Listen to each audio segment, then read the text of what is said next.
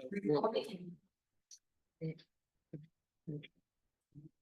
evening and welcome to the City of Lake Forest Park City Council regular meeting for Thursday, October 10th, 2024. And with that, I will lead us in the Pledge of Allegiance. I pledge allegiance to the flag of the United States of America and to the republic for which it stands, one nation, under God, indivisible, with liberty and justice for all. Thank you, everyone. Do I hear a motion for adoption of the agenda? So moved. Second. Deputy Mayor Bodie. Yes, I'd like to make a motion to amend the agenda to add continued discussion of the comprehensive plan updates.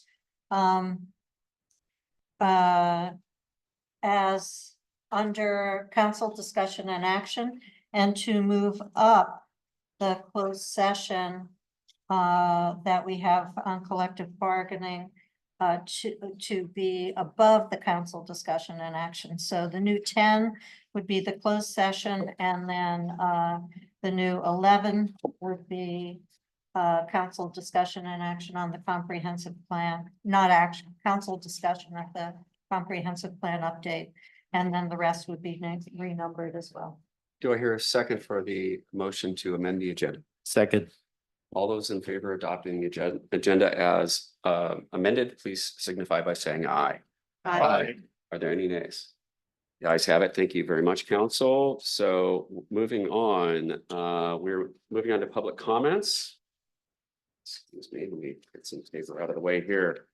The council will not be accepting online public comments. This portion of the agenda is set aside for the public to address the council on agenda items or any other topic the council might not have purview or control over. However, the mayor or council may not respond to comments from the public. If the comments are of a nature that the council does not have influence or control over, then the mayor may request the speaker suspend their comments. Mayor or council may direct staff to follow up on items brought up by the public. Comments are limited to a 3-minute time limit. Chief Harden, how are you? Thank you, sir. All right, we're starting up with Mr. Kiefer. Nigel, welcome. Good evening. Well, I got a short comment here, but I got a comment later on the resolution. Well, basically want to talk to the property taxpayers of Lake Forest Park, King County, and the state of Washington. I just received a copy of the Facet Northwest Lake Forest Park Lakefront Improvement Project document. In table 2, page 46, the potential total project cost with ad services totals $14,685,950. Mayor and council purchased the new waterfront property for approximately $6 million. Acquisition was without public notice, and there was no public hearing. That amounts to a capital project of over $20 million. When is the public hearing? Who is paying what? The people had no say in this acquisition, no say at all. Only the mayor and city council. I find all of this very disturbing and incredible. So I'll wait for the public hearing. Okay, moving on to Don Nebar. Welcome, Don. How you doing? I'm Don Neibauer. Neibauer, excuse me.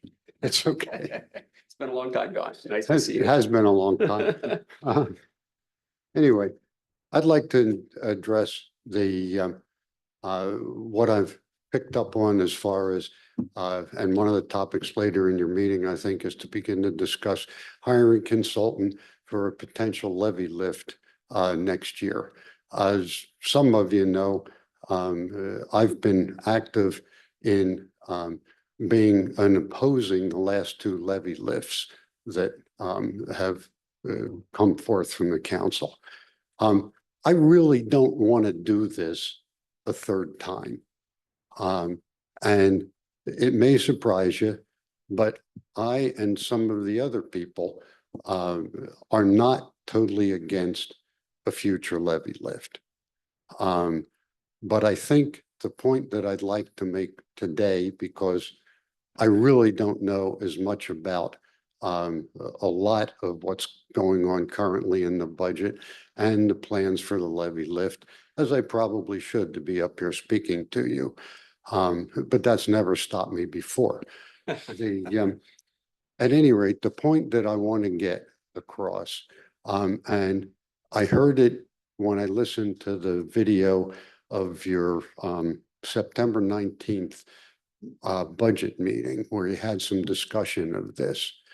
And it gets kind of to the point that Councilman Lebo was making at that meeting, in that we don't need, this wasn't your point exactly, John, but we don't need a consultant that we're going to spend in round numbers, at least $100,000 for the consultant, followed by, in my guess, at least another 100,000 in activities that the consultant's going to recommend that we're going to have to buy, and it's our money. What we need is, and this is John's point, we need public involvement from day one. I think you mentioned something about, oh yeah, let's get a financial task force, see how much can be squeezed out of the budget. Lori, you said others have done that and it hadn't worked much. But get some of the key people that have opposed this or raised the shortcomings in the last attempt. And let's see what we can do together to address the need, which is not just a public safety need, it's a general fund need. And I guess I'd summarize by saying, work with us. Let's not work behind the scenes. Let's not be on opposite sides of an issue, but let's start now a year ahead of time and try to come together. Will we agree on everything? No, of course not. But we can do a whole heck of a lot better than we've done the last two times if we start now, get some reasonably broad public involvement, and I'll shut up because I went over. Thanks a lot, folks. Thank you, Don. Appreciate your thoughtful comments. Alan Keast, welcome, Alan.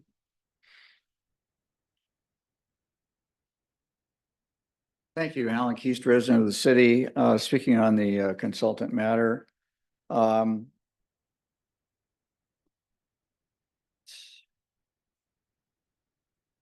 There are some concerns that came to me as I was reviewing this. One is, if you look at the resolution itself, section 1, there's language saying the council is being asked to adopt a exhibit substantially as attached in Exhibit A with the agreement with the consultant. I don't recall ever the city using that kind of language, because once the council passes this, then who is to say what is substantially the same as what the council is looking at a later time? And so that stood out to me as something quite extraordinary. Secondly, if we look at the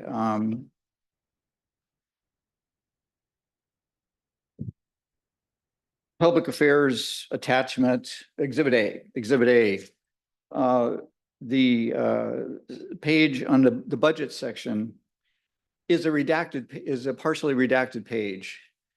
Who made that redaction? Under what legal authority was that redaction proper to be made? And why was it being made under the budget category? That stands out to me. It's never in my experience I've ever looked at a document that's been treated that way. So you have a document where there's substantial content, but it's not all being revealed to the council or the public. There is an example on again, under this, the public affairs presentation on the last page, where it's talking about the person is saying, oh, and please consider examples of what I have done or this company has done. And there's an HTTPS reference. That reference is not a working reference. I just checked it 2 hours ago. It doesn't come up at all. And then following that, there's says, and further examples are included. Is the last sentence on that page. There are no further examples included. Okay. So it looks like not ready for prime time yet. And I would ask the council to, resolve these discrepancies or unclarities before it takes action on the proposal for the consultant. And then the final thing would be this. The consultant indicates they have a 93% win record. Well, what is a win? What's the definition of a win? Well, the consultant's saying, well, the definition of a win is what the government proposes was adopted by the citizens. If you look at it from the citizens' point of view, the will of the citizens is the definition of a win. And so we're starting a discrepancy here in terms of what is a win. Hopefully for the community, the will of the residents is expressed in their outcome is the win. And yet it's starting off in this other direction where it's just saying, oh, only one possible outcome could be the win. The other one would be a loss. Thank you. Thank you, Alan. Appreciate your comments. Anyone else in the council chambers that would like to make public comment at this time? Okay, well, with that, we will close public comment. Thank you, everyone, for your thoughtful comments. And we are moving on to, public hearing. This is a public hearing on resolution 24/1972 concerning the State Ballot Initiative 2066 concerning regulating energy services, including natural gas and electrification. Vice Chair Furtani, did you want to take the lead on this, or I have your name here, but I'm happy to. Okay. All right. So briefly, I-2066 is going to be on the ballot in a few weeks. It's concerning, as the mayor said, make sure I get this right, concerning regulating energy services, including natural gas and electrification. And we'll be hearing some arguments for and against this in our public hearing.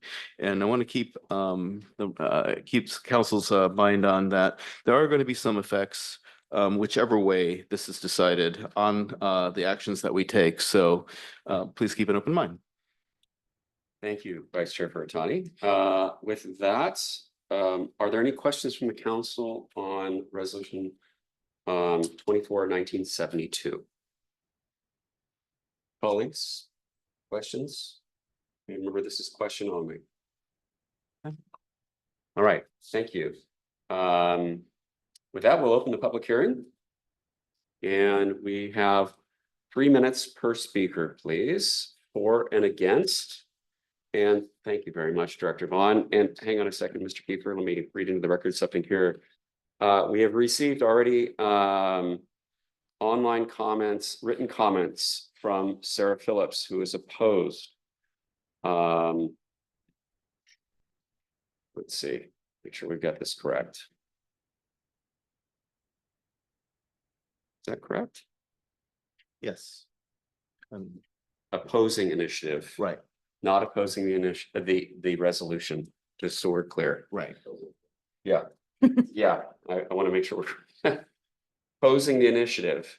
Elizabeth Simmons O'Neill opposed. Win Harper, no position. David Schneidman, no position.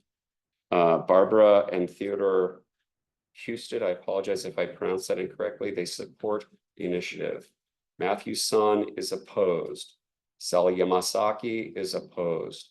Tony Angel and Lee Rolfe are opposed. And that is the extent of the public comments we received by email to date. Councilmember Furtani. Okay.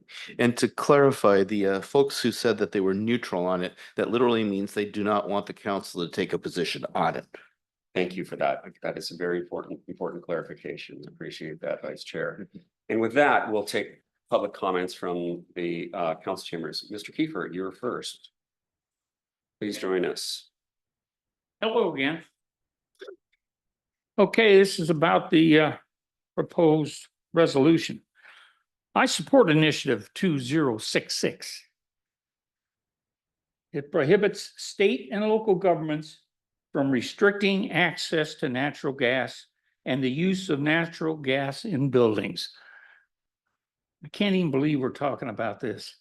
But here we are at a political dog and pony show, only to placate the state and county climate change fanatics.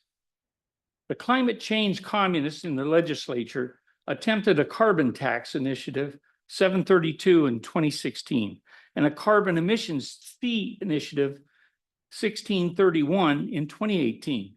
The voters rejected these initiatives.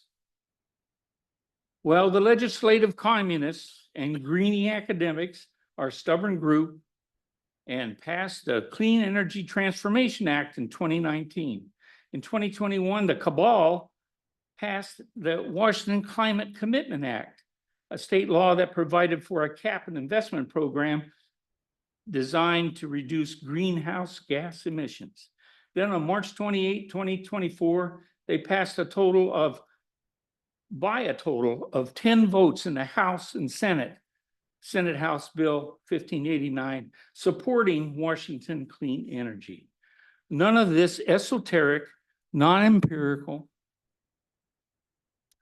non-measurable nonsense changes the climate, but does burden the taxpayers. It is all about the money the city goes begging for to the state and the county. Why would anyone in their right mind want to destroy utilization of natural gas? I have no idea.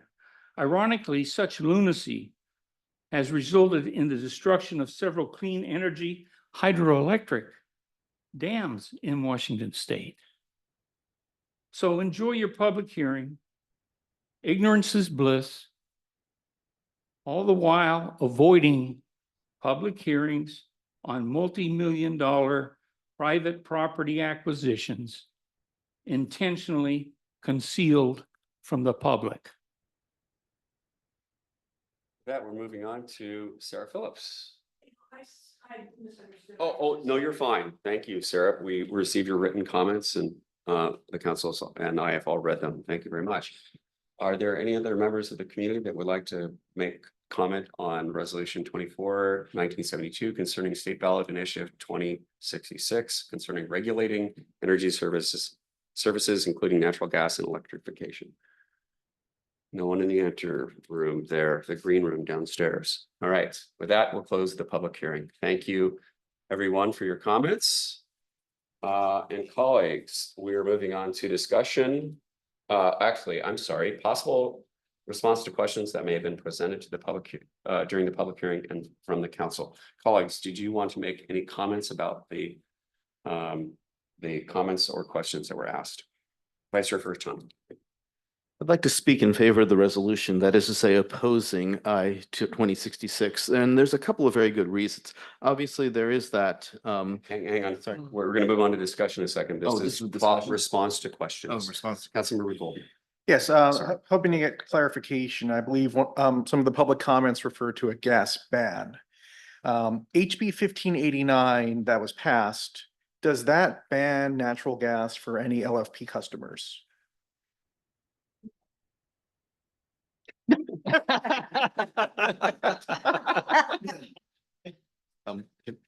Vice Chair Furton, please. 1589 does not ban any existing natural gas. What it limits is the in new construction of a certain size.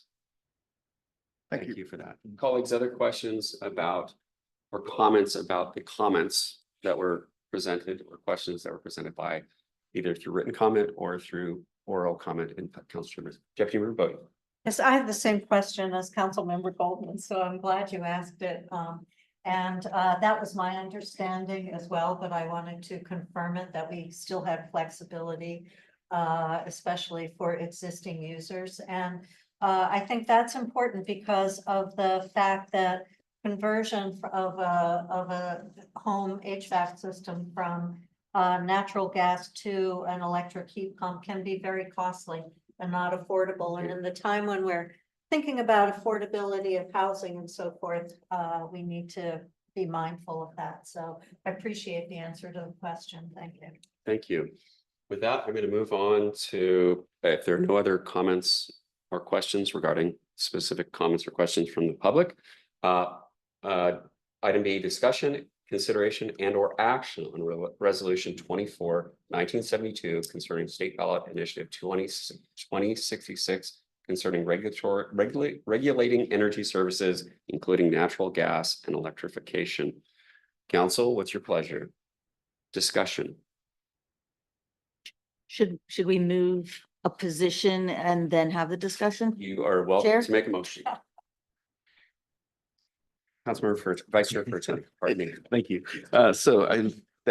My apologies for earlier. Okay.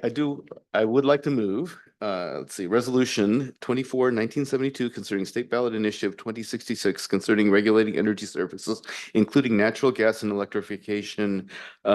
And the resolution, I believe, is written with a slash support and oppose. I would like for us to oppose I-2066. Thank you, Councilmember. Do I hear a second in opposition? Second. Okay, it's been moved and seconded to as part of resolution 24/1972 concerning State Ballot Initiative 2066 concerning regulating energy services, including natural gas and electrification, to oppose this initiative. Let the discussion commence. Who would like to start? Tracy already started. Tracy, I'm sorry. I should Go back. be looking to you. Now I will do it at the Please. appropriate time.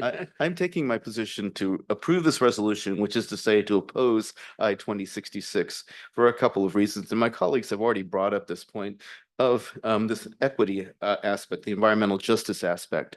I agree that the legislature took a really measured approach into phasing out natural gas. And I think you'll see that many of the utilities that still use natural gas are coming around to this point of view as well.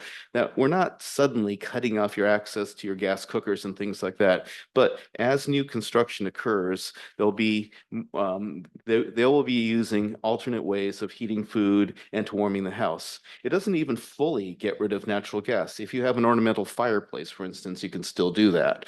So the point is that I like this very measured approach because what's the lifetime of these kind of appliances like water heaters and such? They're decades. So the point is that this will be happening over a certain period of time. And as things wear out, you'll find alternatives that are cheaper that will actually get the same job done. And yes, in the short term, it means our new housing is going to be more expensive because, of course, putting a heat pump, as has been mentioned, is going to be expensive. But consider this against the long-term cost of kids' health. It's been shown that natural gas, even the best connections still leak. And the chemicals in there, not just the methane itself, but other chemicals as well, it can cause childhood asthma. There's been shown a linkage between having natural gas installations and having and the increased incidence in childhood asthma. And the idea is that the savings costs, hopefully, in terms of kids' health, will more than offset the initial pain of the heat pump or whatever you're using to heat your house and to cook your food. So for these reasons, I'm very much in favor of opposing I-2066. Thank you, Mr. Fertani. Colleagues, anyone else want to make comment on this resolution in opposition? Councilmember Riddle. Thank you, Chair. I'm of two minds on this. I want us to be able to make a dent. And we're a small city. We're even, we're a large state, but still in the scheme of things, we're a dent in this natural gas usage. But that doesn't mean we shouldn't try.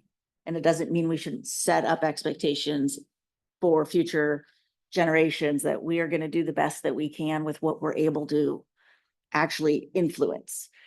So I'm behind opposing 2066. I think it's, as my colleagues mentioned, it's a measured approach.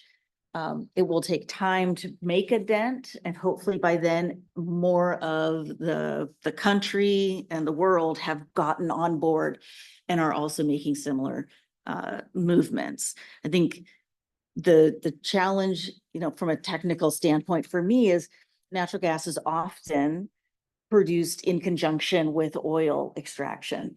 So for this truly to be a valid dent in that climate impact, we also have to reduce our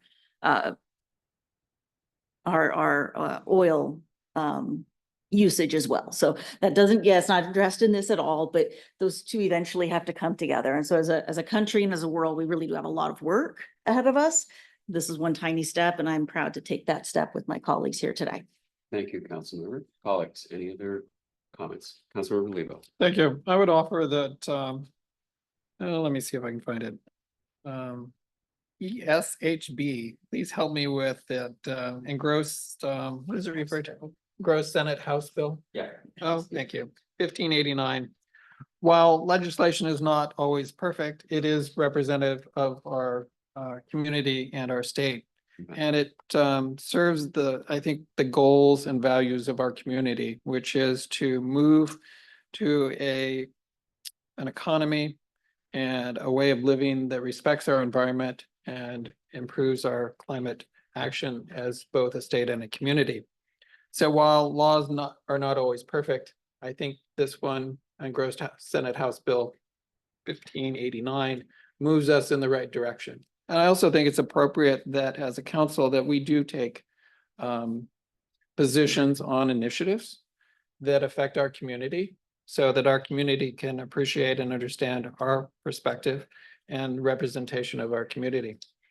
I am supportive of this resolution that opposes the initiative 2066. I think it takes us back in a way that we actually want to move forward, not backwards. Let's move to the future, not live in the past. So I'm supportive of the resolution to oppose initiative 2066. Thank you, Councilmember Lebo. Councilmember Goldman.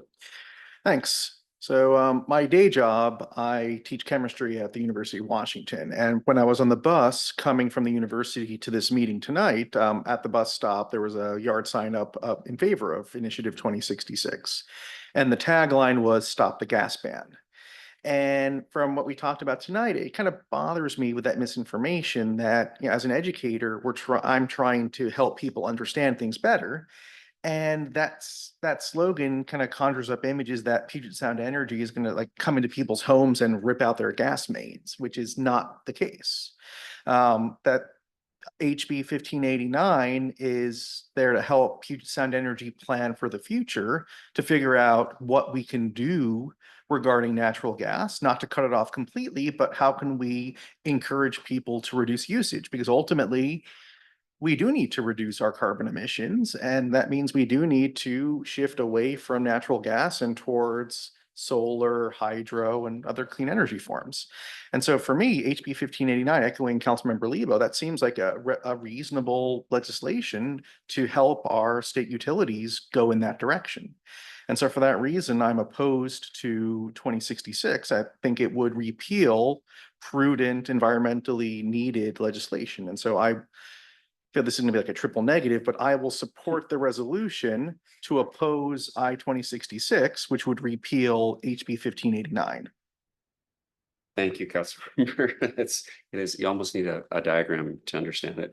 Deputy Mayor Bodie. Thank you very much. I just wanted to provide a little historical perspective. When I first started working on hydroelectric and Northwest utility issues, it was around 1980, and everyone was afraid we were going to run out of hydropower because we get hydropower from the federal dams. Washington State gets most of the hydropower from the federal dams because there's a public utility preference, and we have more public utilities, which is a good thing. And so there was a whole effort to get people to convert to natural gas. So, and it was subsidized and funded. So in part, that's the legacy we're dealing with. However, as energy conservation became a strong commitment of the region's utilities and cities, and as that resulted in savings of electricity, things actually started tipping the other way, and electric utilities were concerned about not having enough service and imposing base charges. basically because of reduced electric decline. So things change over time. We are just, I want to say, we are extremely lucky that we use very little natural gas for electricity production. We use a little, but very little in the Northwest. And so the primary power that we get, especially coming through Seattle City Light and Bonneville Power, is from hydroelectric generation. So that is a perspective I bring to this, and I will be supporting the resolution in opposition to measure 2066. Thank you, Deputy Mayor. Alex, any other questions or comments? Councilmember Good. I concur with the rest of my council members, Deputy Mayor. That's all I can say. Thank you. Yeah, I think we have things covered. Vice Chair Furton. And to close off the discussion, let's be clear. Natural gas is methane. We should call it methane. Methane is a potent greenhouse gas. It's far more efficient at retaining heat in our atmosphere than even carbon dioxide, which is the one that everybody's heard of. And so if we're going to really try to reduce our greenhouse gas emissions, we don't call it carbon dioxide emissions. We call it greenhouse gas because there are more than one greenhouse gas. And what I'd like to see is that we're honest about our accounting of these kinds of things. Yes, methane doesn't last as long in the atmosphere as carbon dioxide does, but the fact that we continually leak it out of our systems, no matter how well we build our systems, and in fact, some of you may have heard that it's actually naturally leaking out as the permafrost thaws up in the Arctic. And the point is that basically that's a naturally occurring source that literally is a positive feedback that's being caused by the fact that we're leaking our own here. So as Councilmember Riddle said, even a small bit that we can do in Lake Forest Park, combined with the efforts of the other 281 cities in Washington State, I think that will mean something. Colleagues, any other? Councilmember Good. I think people need to make sure that they get their news from a variety of sources so that they're not taking a single source of news that might be misleading them for something, because there's a lot of that going on right now. And I have friends that are misled and they don't really get into the meat of a situation or something that's in front of them, and they just go along with what their friends say without being properly informed. So it's our duty to properly inform ourselves. We can't depend on a single news source or our friends. We have to find out the facts. So that's my other comment. Thanks. Thank you. And I don't normally weigh on things like this, but I will say I strongly support your action, council.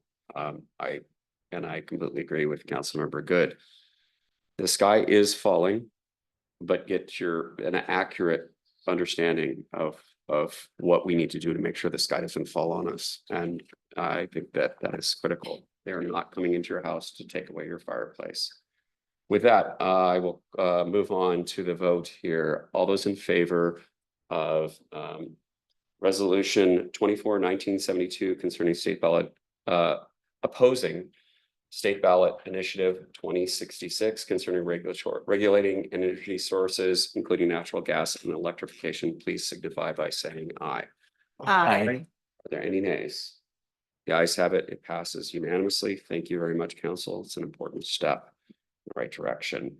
With that, we're moving on to proclamations. We're going to start with recognizing October as Breast Cancer Awareness Month, and Councilmember Riddle has volunteered to read the proclamation. Councilmember. Thank you, Mayor. Whereas, while considerable progress has been made in the fight against breast cancer, it remains the most commonly diagnosed cancer among women and the second leading cause of death among women in the United States. And whereas every 2 minutes a woman is diagnosed with breast cancer, and 30% of new women's cancer diagnosis will be for breast cancer. One out of every 8 women in the United States will be diagnosed with breast cancer during her lifetime. And whereas over the past decade, breast cancer rates in women have increased 1% annually, with the steepest increase in women under 50. And whereas in 2024, an estimated 310,720 new cases of invasive breast cancer are expected to be diagnosed in women in the US, and 56,500 new cases of non-invasive in situ breast cancer. And whereas men can also get breast cancer, and an estimated 2,800 men will be diagnosed with it in 2024. Whereas overall deaths have decreased by 44% since 1989, and there are more than 4 million breast cancer survivors in the United States, including those still being treated and those who have completed treatment. And whereas we display pink ribbons, wear pink clothing, and our police department wears pink patches and badges to raise awareness. We also support those in our community that are courageously fighting breast cancer and honor the lives lost to the disease.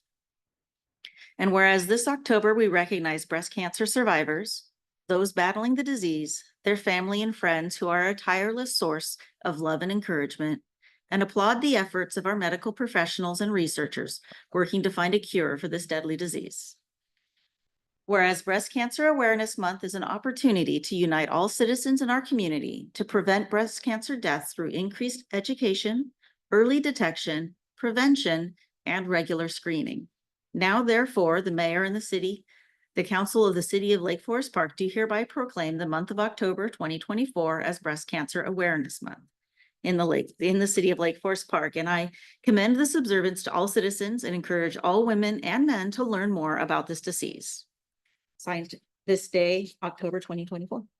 Thank you, Councilmember, and don't forget to get your patches from the police department. Thank you, Chief. You can go right up to the desk there. And moving on, we're going to recognize October as Domestic Violence Awareness Month, and Vice Chair Furtani is going to read that proclamation. It would be an honor. Whereas October is recognized as National Domestic Violence Awareness Month that first began in 1981 by the National Coalition Against Domestic Violence as a day of unity to connect battered women's advocates across the country. And whereas domestic violence is a pattern of physical, emotional, verbal, and/or sexual abuse, which includes but is not limited to threats, intimidation, isolation, and/or financial control. And whereas domestic violence is an intentional pattern of behavior that is used by one person to harm and take power and control over another person in the context of a date, family, roommate, or caretaker relationship. And whereas domestic violence is an epidemic affecting individuals in every community, regardless of age, economic status, sexual orientation, gender, race, religion, or nationality. And whereas 1 in 3 women and 1 in 4 men in the United States are victims of domestic violence, and a woman is killed by a spouse, ex-spouse, or dating partner every 74 hours in America. And whereas 1 in 15 children is exposed to domestic violence each year, and 90% of these children are eyewitnesses to this violence. And whereas the city of Lake Forest Park remains committed to a professional response to incidents of domestic violence in our region, and please see our city administrator's report if you need examples of this.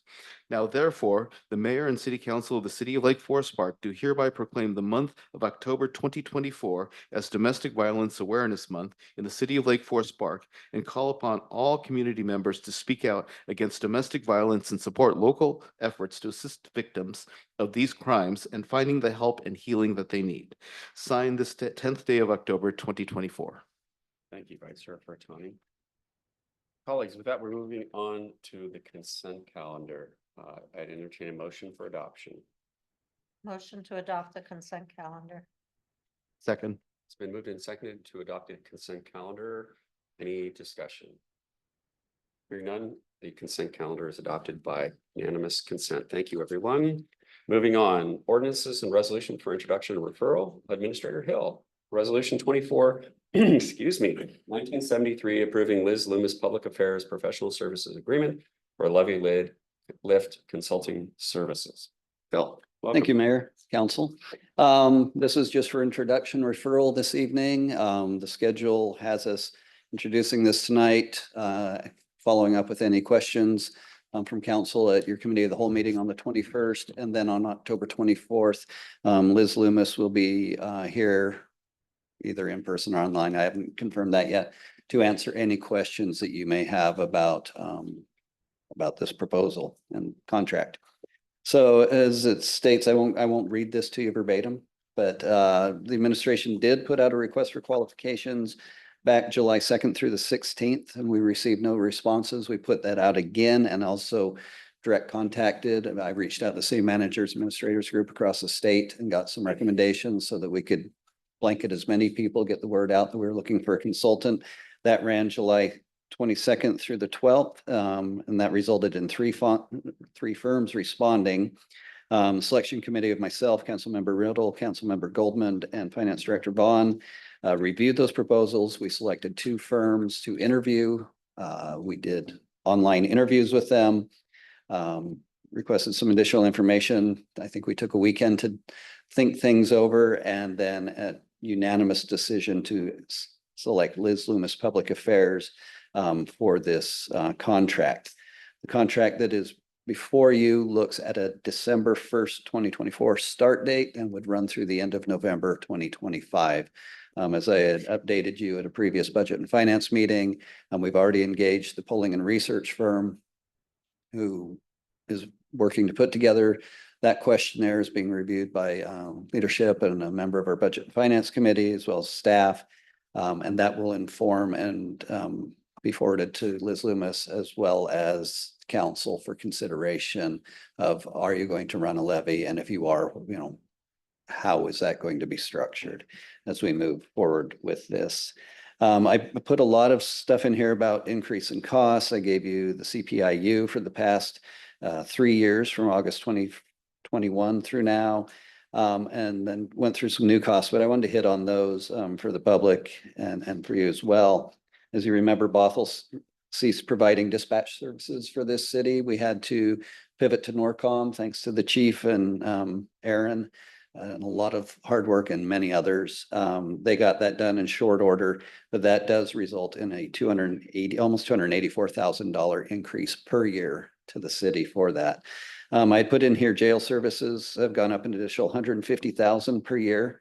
As Director Vaughn and I were speaking the last couple of days, if you look back to 2021, our jail services cost us $104,000 a year. They now cost us $455,000 a year in 2023.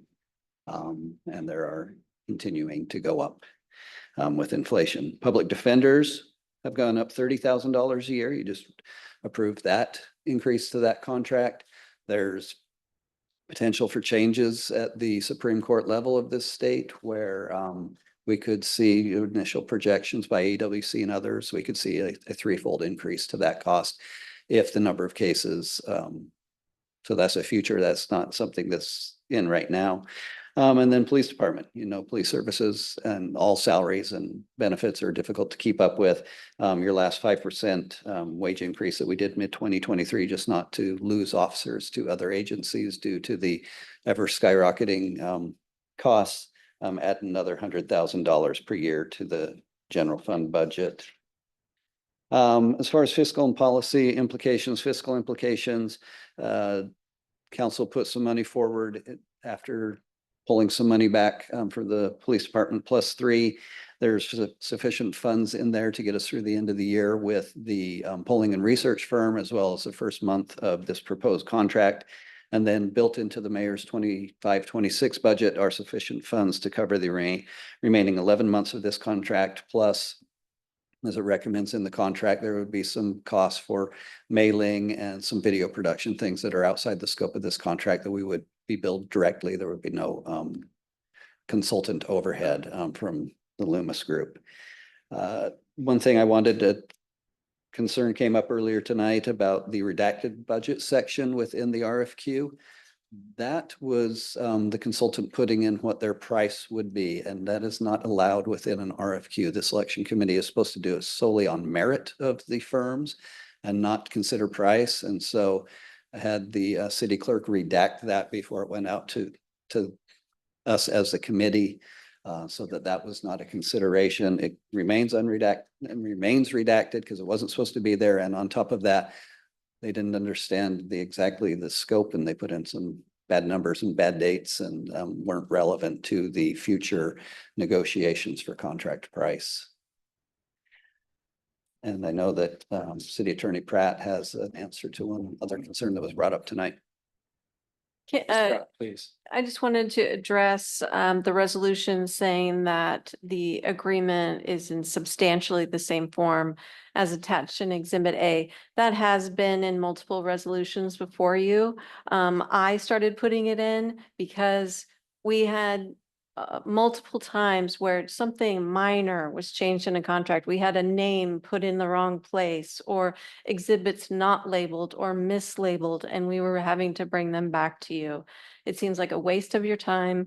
And so I started inserting substantially, not in every resolution, probably just because I didn't catch it, but I would prefer it be in there so that minor errors aren't brought back to you.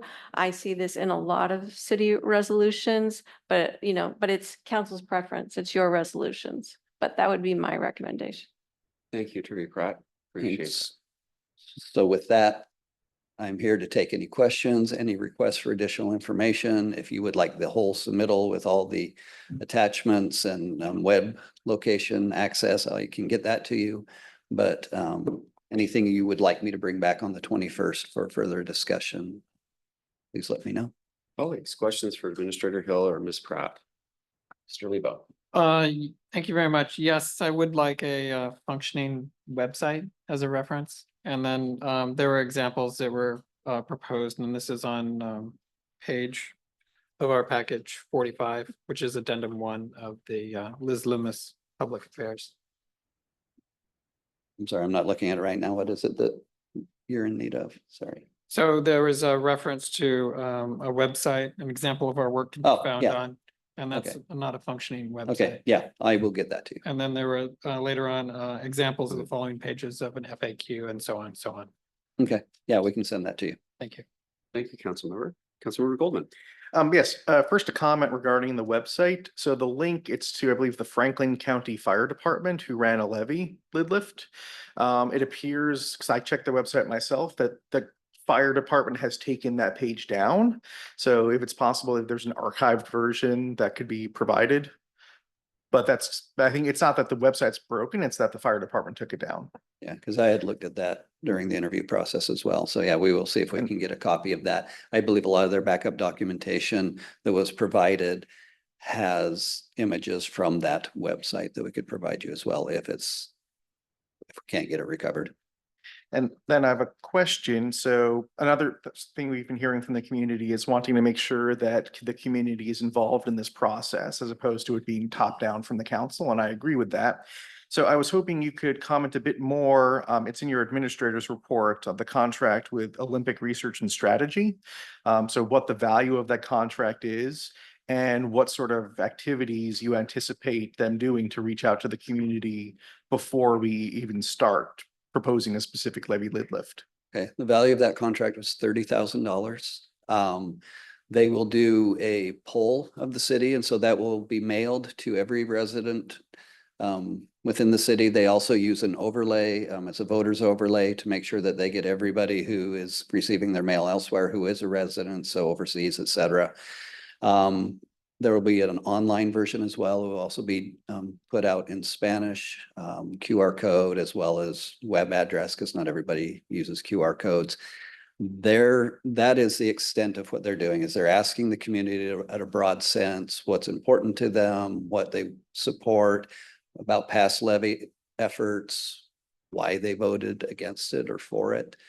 So it's really just to get at the very broad brush strokes of what's important to the residents and what they might likely support would include some tiers of increases and what that would generate. It talks about the whole that the city's looking at. As far as like pure public outreach, front facing farmers markets, going to Rotary, et cetera, that would be during the levy process. The consultant would support us, but it would mostly be myself and the chief and anybody else going out and getting the word out, going to Rotary and speaking to them. We did this in the past levy process, attending, being invited to the Citizens Commission to go and speak to them about it, and some other venues where we're asked to come and talk about the process. And so we will do that throughout. We'll provide, there would be flyers that would be put together, things that you could hand out at City Hall, things that you could take to, you know, a farmer's market, a national night out to get the word out across the city. I don't know if I answered your whole question. Yes, thank you. Thank you. Councilmember Gold. Real? I'm sorry, Leave- good, sorry, and you, Me? I don't know who was first. Good, Okay. good first, okay. Councilmember Good. I think that outreach sounds good, but I'd like to see that the city right now starts doing outreach about what the steps are. Because not everybody listens to these meetings, and perhaps putting something out in an update of some sort online that, you know, this is the process we're going through. And this, give people the steps so that they know what's going on. And maybe that's being done and I don't see it, but that's what I'd like to see. We would do that. At this point, I think a lot of that would be premature because this council has not even made a decision to do this contract. But even to say what the steps are, I mean, right, you're exactly right. But at least people know that there is a potential for a levy lid lift Mhm. and Kind of the a comment timeline. that we might make a decision without them. But I think that letting people know what the steps are as we do them, even at this stage, would be. Okay, no, that makes sense. Thank you. It was a good comment. Councilmember Riddle, apologies, I was looking past you, Paul. That's okay. I think I really appreciate the approach we're taking with the community this time and really spending the first part listening to the community and really reaching out and asking them relevant questions to really understand what their concerns are, what their appetite for a levy lid lift would be. And as we move into this next phase, which I believe will be under this contract, there's a lot of kind of education pieces that can be brought to bear. And I appreciate that the consultant is having people that are here in our city be the front face to communicate with the with our residents, because that's who they're going to look to later, you know, as this thing goes through. So I think that the process and the way that this is structured, I think is a really good way for us to be able to actually interact with our community. It's not putting somebody out there, you know, that they don't know, telling them things. It's us bringing information to them. It's leave behinds when we do, you know, meetings, go to their meetings and stuff like that. So I think it's going to be a lot more engaged. And I think our last time that we did this, it was still pandemic and we weren't having meetings and there wasn't as much, you know, one-on-one contact with folks. So I think the approach that we've got this with this contract, I really think it's going to work in educating folks on how our tax system works, and then why we need to ask them for more funding, and then they tell us what that funding should be for. So Thank you, Councilmember. Other comments on points coming back on the 21st. Pausing for a moment. Anyone? Councilmember Rileyville. I'm just gonna echo other council members in the sense of public engagement. You know, when you hire, this proposal says we're hiring somebody to do a levy lift. And that says that's what we're gonna do. And I think we need to be careful that we really listen to what our citizens have to say in this regard. There are lots of good reasons for it, but there are also concerns about the cost of living. And you know, when asked, can I pay my rent or do we get the park weeded? Those are decisions that each of our homeowners will make as a personal decision. So I don't want us to prejudge what we're going to do or what we're going to ask for. Right, and I would, to that point, say that the way the survey is being put together is to ask those questions and to give options and to even ask very open-ended questions to really get a sense of what the community wants. The way that this is structured is this is happening. We don't have this consultant under contract yet. This would begin December 1st. We would have the results back from the survey probably the second week of December. And the one thing that Liz Loomis pointed out is, you know, if you get a month or two into it and you got the survey results back and you decide for whatever reason that you're not going forward, it's costs up to that day that you say we're done. And, you know, no hurt feelings, we all go our separate ways. And so it gives you that opportunity to really engage with the public. And, we will engage through the whole year up until the point where, we have to get to the point where council would make the decision, and I think it's June, of whether the ballot measure even goes on the November ballot. So there's all that time up to that point where we're engaging with the community, hearing from the community before you even make that decision. And then there's some limited communication we can have up through about October, and then we wait and see what happens in November. So. Deputy Member Bodie. I really appreciate the comments of my colleagues on this. I do think it's really important to hear from the community about their priorities and engage with them, and share the realities that we see, which are invisible to most of, say, the neighbors on my block, which are that in terms of the general fund, our revenue sources are limited and capped. And meanwhile, costs have gone up. I think at a meeting I was at, one of the small cities said their policing costs had increased, for example, by 15%, public safety written as a whole, including things like insurance, jail, dispatch, salaries, and so forth. So, my understanding is other cities are facing these same gaps as well. And so we feel as a council, we're pretty tapped out. So, we have limited choices, we can cut services. We can cut things for the future that people like park maintenance, as Councilmember Lebo said, or we can look at some other revenue sources. So I do think that that's the decision for the community to make. I do agree that a win is not getting a levy lid lift, but I think the survey is a really important first step. And then from there, we can do more detailed engagement as our community wants. I also think that having some dialogue with some of the folks who opposed the last levy lid lift for parks and recreation and sidewalks, that would be helpful. You bet. You bet. Colleagues, their comments or questions? Councilmember, good. Yes, one more thing. So as Councilmember Lebo brought up about here is the agreement to be decided on.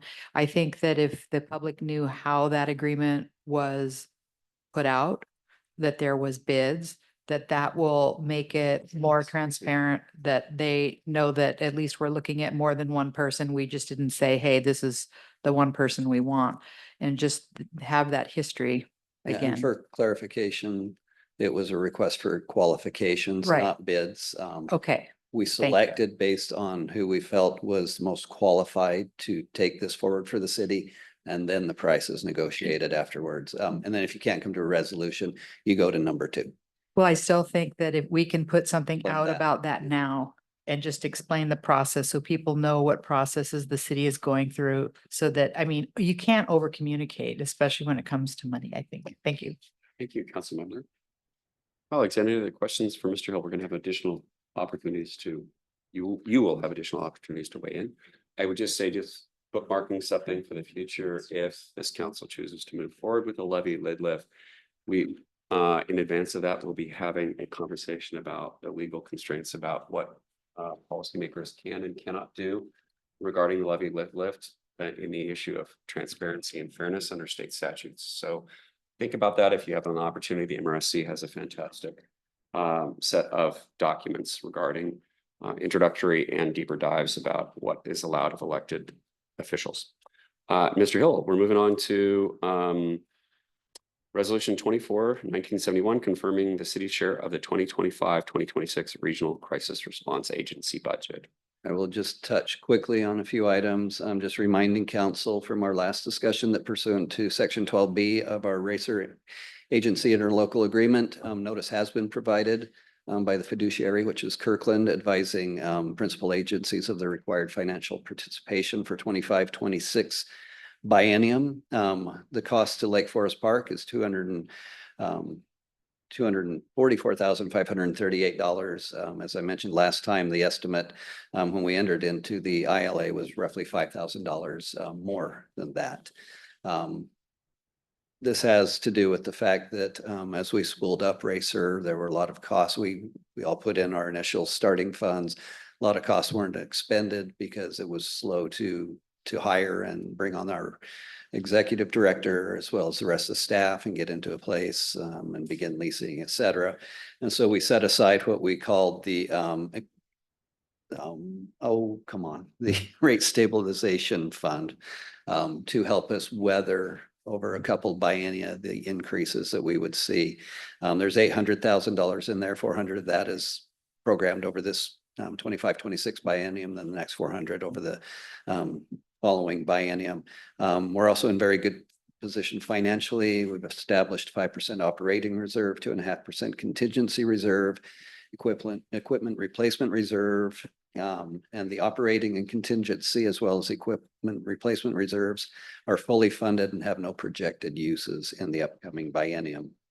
And then just to remind council that we had targeted from the beginning that lost revenue from the ARPA funds that we set aside in unallocated fund balance were identified to pay this cost for at least 2 or 3 biennium.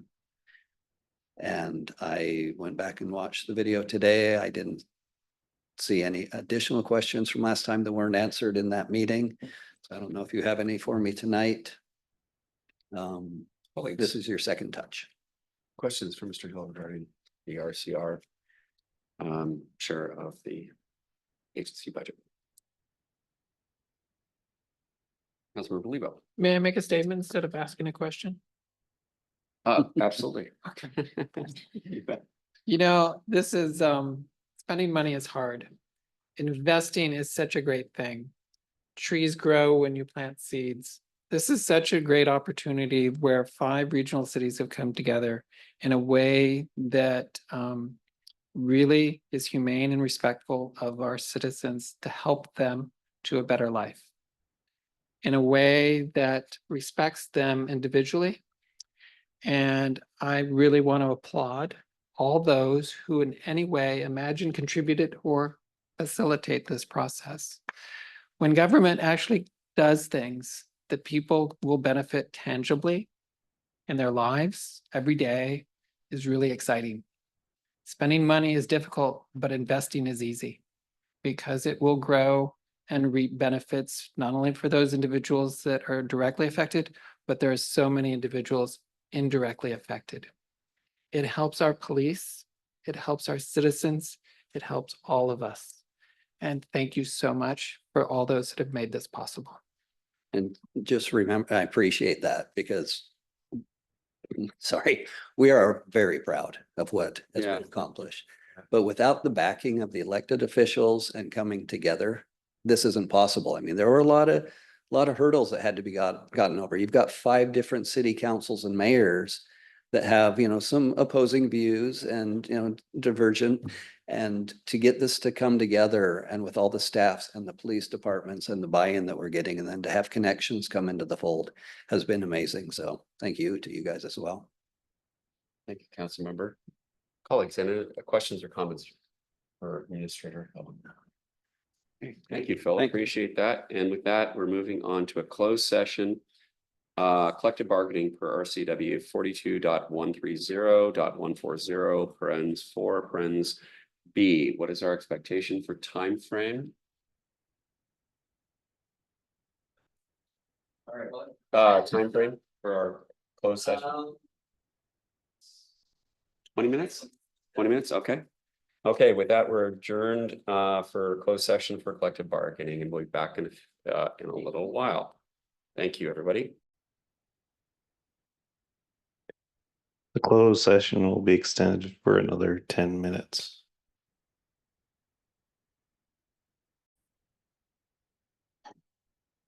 The closed session will be extended for another 5 minutes.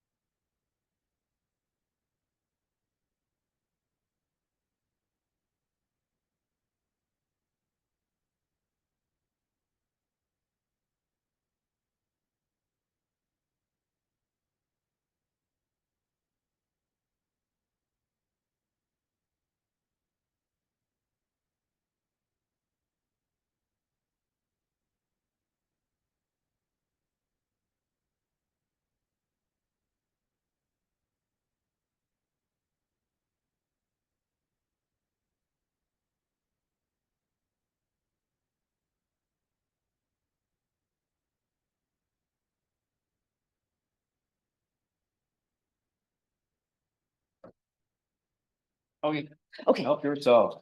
We'll get more. I'm good, thank you, Harry. Sorry. We're missing two. Oh, no, Paul is here. But we have quorum at least. Um. Yeah, let's come back in. Okay. Oh. Enjoying that, doing that so much, I might do it again. We're back in session, folks, back from our collective bargaining closed session. Thank you, everybody, for your patience if you're watching online. With that, we're moving on to item 10, council discussion and or I should say, and action, and we're going to continue our discussion of the housing element of the comprehensive plan that we started during the work session. Colleagues, what is your pleasure? Questions for Director Hoffman or comments? Could I just say, Absolutely. Mr. Mayor, that what we have done is, council members have submitted comments on the introduction and the housing element. And, Christina, our consultant, is online, being very patient. And she has put, all the comments and suggestions into the document so that we can go through, page by page and address them. My hope is we would get through the introduction very quickly and then move on to the housing element. But the introduction is fairly short. Okay. How would you like to proceed, colleagues? Councilmember Beliebo, please go right ahead. I'm fine with that, but could I back up and ask a question about the letter or the comprehensive plan update comments that precede the introduction? Because it wasn't clear to me about how they were or were not incorporated in this document. Director Hoffman, can you As an example, that question? the very first one, and it's not housing, but it carries through, which is policy land use -1.6. There's the element, the comment, and the SCJ response, where it says, we recommend keeping the policy language. And I just wanted to understand, does this document reflect those SCJ responses? Or is there something Or the different? planning commission language. Yeah. Yeah, It reflects the most current in the active document. There's a little comment box for each one that can be gone through by Christina. So if the majority or consensus of the commission was to do X, that's what it shows, but the comment box for these annotated items is in the document live. I'm not following. What If I I may. believe. Oh, Oh, Christina, please. yeah. Thank you. So what you had in front of you, let me back up to last session, was the Planning Commission recommendation with a companion document that memorialized all of the comments that were essentially open or punted from Planning Commission to City Council for final decision on. None of the items in that companion document have been addressed in the version that you're looking at. So if you have a track changes version that you're looking at, I did send one, that is all of the comments from council members that I have received. So the hope was that council members would have looked at the Planning Commission recommendation and that annotated companion document and be prepared to close comments or make changes to the recommendation tonight. But if I could clarify, in the paper document that we have, is it the first column, the planning commission recommendation that is in the document we have, and then the SCJ recommendation to not accept that, if it's not to accept that, is in the bubble of the online version, which is in the paper document that we have right now? Column A or column B? Mark, what I guess if you printed out the track changes version that I provided to you today, those track changes and comments in the comp plan document, those are city council member review comments. None of the comments from that SCJ annotation document, none of those are reflected in the planning commission recommendation because those were still kind of pending some additional input from city council. So there have been no changes to address anything in that companion document. And if you're following along in the paper white binder, that was delivered on September 26th. None of those bubbles or track changes are shown. This is a no track changes printout of the planning commission recommendation. So to clarify, where in this comprehensive plan update comments where there's an SCJ response, is that reflected in the online version? Or what is the outcome of that? Or is there an expectation that as council, we're going to review each one of these and say yes, no, maybe? It's definitely on the version that Christina has open live for discussion tonight. Yeah, so I'm hoping that you got the printout of the version that I sent this morning that is the compiled city council member review comments received to date on the introduction and housing elements. Nothing was printed out since September 25th. Oh, There's- okay. There's a little bit of confusion. What Councilmember Lebo is looking at is the memo we have that has policies with comments that say, for example, keep the original language.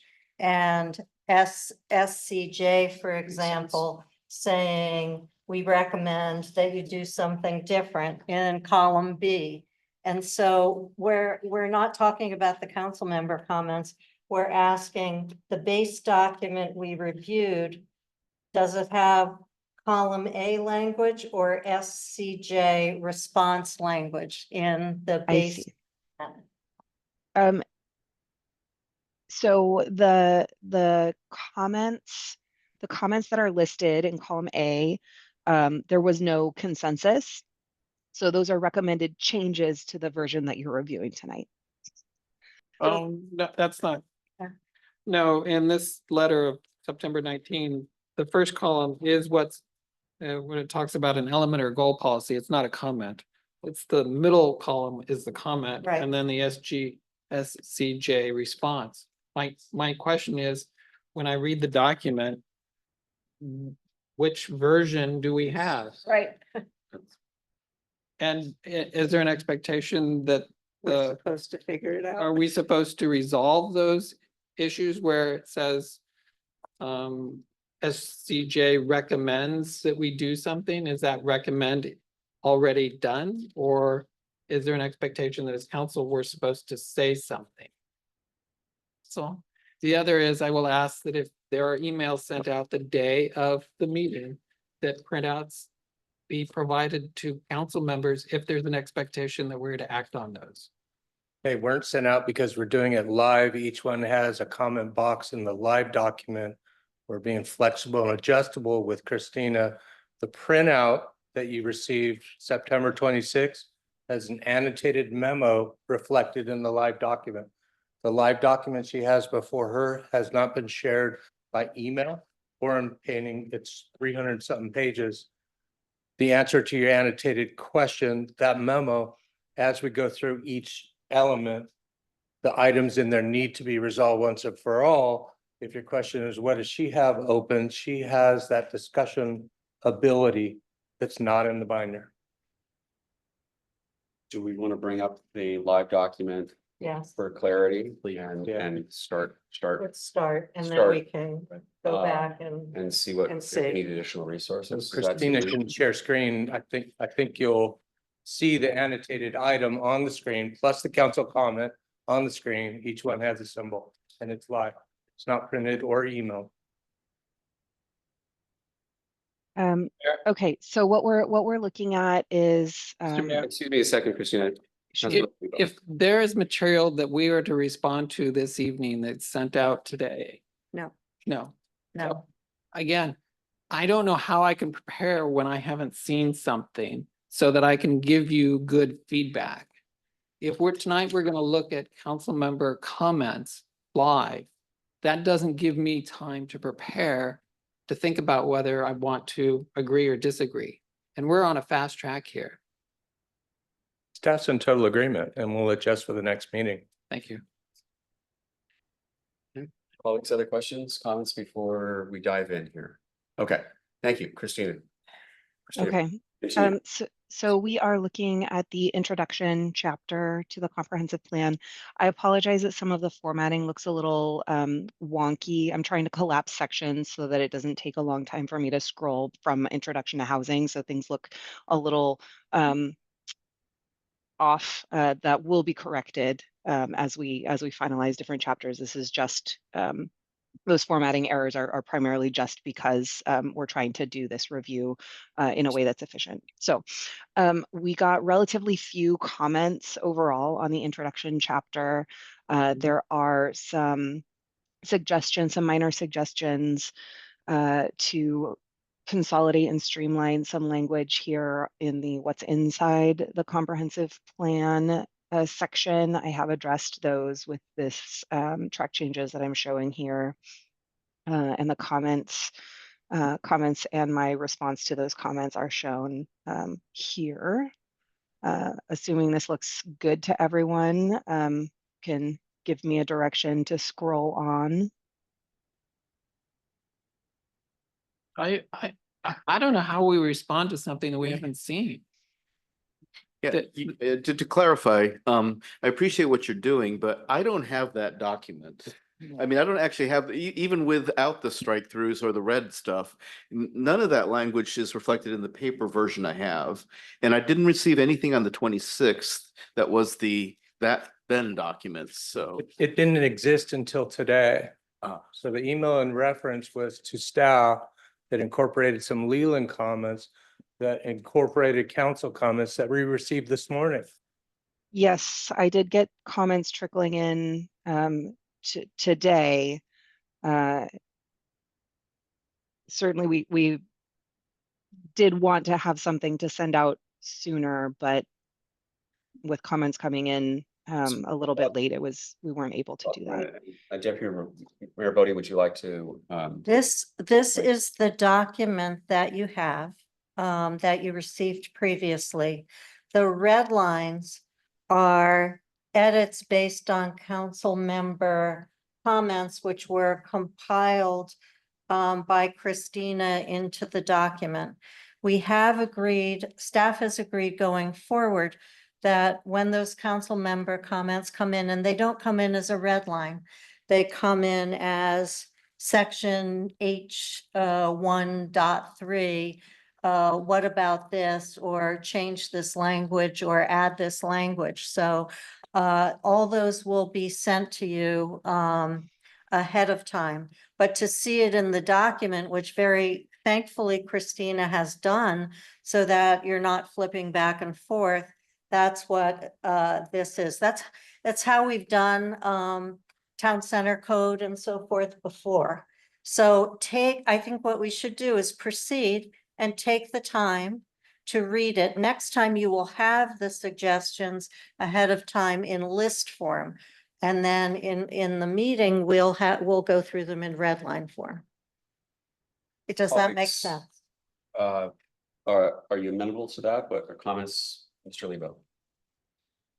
I'm sorry. I'm asked to respond. I'm asked to read this right now and say yes or no. And I'm sorry. It's not a vote. But you're asking for feedback. And I'm sorry, it's 7 minutes to 9. And we're gonna go through how many pages this evening to look at stuff that we haven't seen before. I understand what a red line is. Can I maybe say one more thing? Yes, that was the plan. It is to do that. I don't know of any other way to do it. In the interest of time and review. And certainly if there are things that we miss, we have time at the end of the process to go back and pick up additional things that on reflection you think should have been changed or omitted or changed in some way. In the interest of time, I can look at something the night before. I can't look at something the day of. We won't have a red line the night before Why not? because it's Just back up a day. because it's the whole document. I don't know how, Mark, this is what it's been explained Tonight to is a me. learning curve, and I'm hoping to Yeah, introduction and establish some ground rules of what you need for the 21st and 24th, fix it and do it in advance. In this example, council comments were intended to be with Christina and I Wednesday morning at 8. And then I would share them with the consultants, try and integrate them into the document and be available to go through whatever the council needed and hopefully get through housing. If we're not there, then the focus could be just awareness of what the housing items are in the annotated memo, which you have in your binder. We've had out there since the 26th. Those are unchanged today. This does not exist anywhere but on Christina's screen. So I'm hearing it's too soon to dive into the decisions, too soon to even read what those joint council comments are, some of which we got this morning. So we wanted to make them available for whatever the format would be tonight. That's all we have. Are we ready to present them in such a way for you to make a decision? Not so. yeah. Okay, colleagues, let's back up for a second. I want to hear we need to hear from other colleagues. Councilmember Goldman. In terms of having information, I agree with everyone else. So maybe for a Thursday meeting, ask council members to have comments by Monday or Tuesday. That way, by Wednesday, you can send us the red line.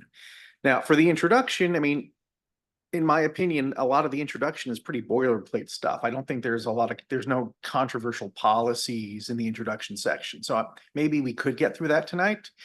I don't think we should even start housing, just because I would like to know what my colleagues commented on so that I could have a thoughtful, deliberation. I can think about how I'd respond to that. But I'd like to think we could do the introduction because it's very boilerplate. Thank you, Larry. Just one moment, Tracy. I want to make sure we hear from everyone. Councilmember Good. I agree. I mean, I studied what was given to me. I studied, the plan comments. And so trying to resolve this with what's on screen at 9 o'clock is not something I think I can do effectively. Councilmember Riddle and Councilmember Bertani. I'll fess Thank up you, to sir. being late with my comments. So I'll just put that out there.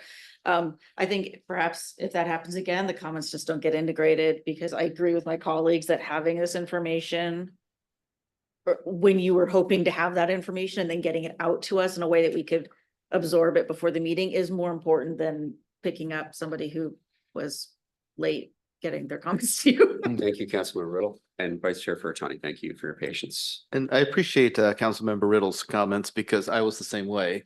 I think the deputy mayor made it very clear that she wanted the comments on Tuesday at, I believe it was Wednesday by noon. Sorry. And I was more than 24 or about 24 hours late on that. So I think it is a fair policy to move forward that once the deadline passes, those comments aren't incorporated.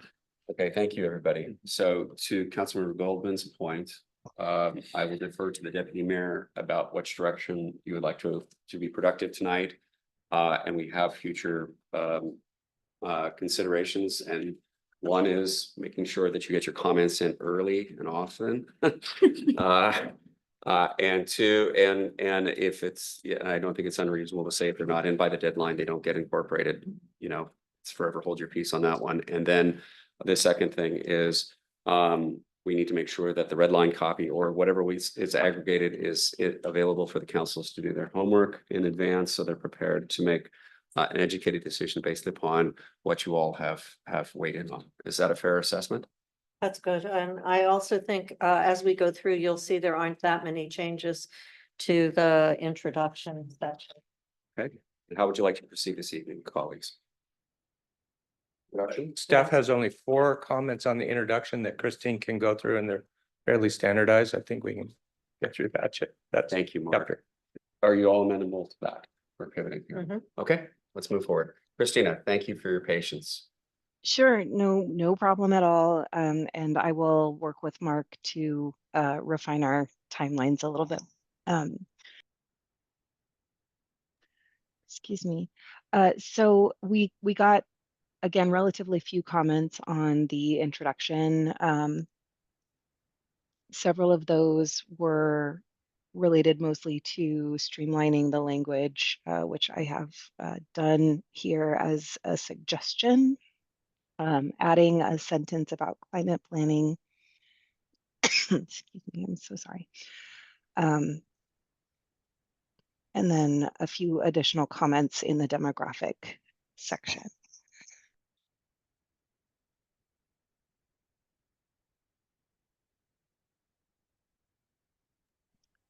All of the comments that I received on the introduction have been addressed in these red lines, which again are relatively minor for this section.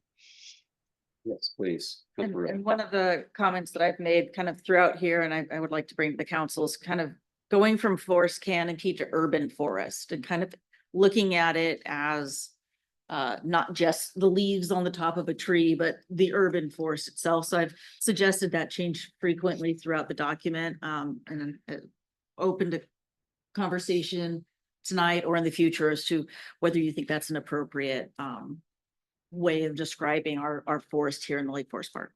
And I added the annexation sentence because that was a major way the population increased in Lake Forest Park and it was missing. Colleagues, comments on the suggested changes that you're viewing right now? Okay, let's move on. Oh, I'm sorry, Councilmember Frickman. I just wanted to comment on Councilmember Riddle's point about using the phrase urban forest instead of forest canopy. In fact, actually, that's more in line with what the federal government is now doing. So I think that's a great change.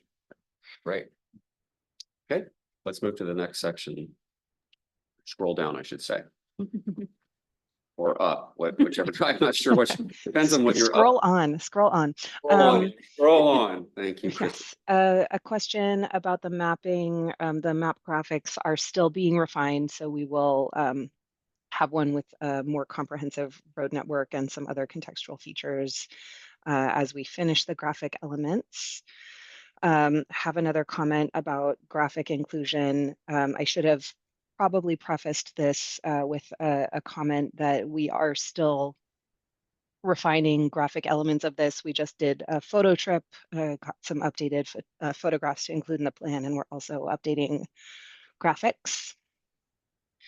Here are the other changes in this section. So this section, that's the summary of how the plan addresses Vision 2050. I went back to Vision 2050 and I thought the list was, I think it was probably put in as a placeholder and was incomplete. And so I actually went back to some of the language in Vision 2050. And so that's what's reflected here is, and then the addition of equity, which wasn't in this summary, but I pulled the language on equity from Vision 2050, which is equity, which is down at the bottom here, equity and diversity policies emphasize equity of resources and opportunities for all, including those, that is language right out of Vision 2050. So anyway, we can go back to the beginning, Christina, but I wanted to just own these changes and explain that I felt like it was incomplete in some way. And when I went back to Vision 2050, I saw that, in fact, I think it was a placeholder. Colleagues, comments, if there were recommended suggestions by a council member that are incorporated here, if that councilman would like to speak up, as Deputy Mayor Bodie did, to reference their recommended change. Oh, and Southern Gateway was left out in the multi-unit part. That's another change I made.